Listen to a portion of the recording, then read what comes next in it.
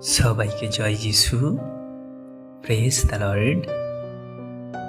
জীবনের অশান্তি ও দুশ্চিন্তার মাঝেও ঈশ্বর আমাদের দেয় সত্যিকারের শান্তি। চলুন শুরু করি গীতসংগীতা 4 অধ্যায়। হে আমার ধার্মিকতার ঈশ্বর, আমি ডাকিলে আমাকে উত্তর দিও। সংকটে তুমি আমাকে মনের প্রশস্ততা দিয়াছ।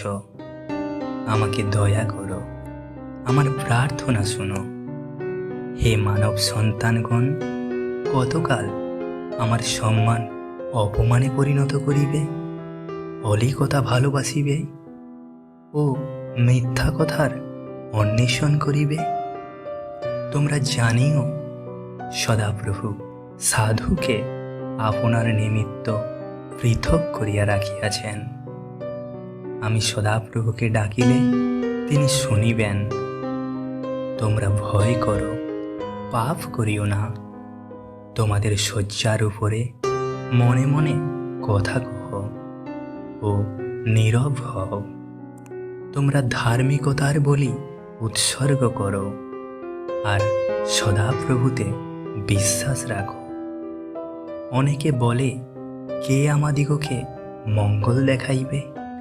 হে সদাপ্রভু, আমাদের প্রতি নিজ মুখের দীপ্তি উদিত করো।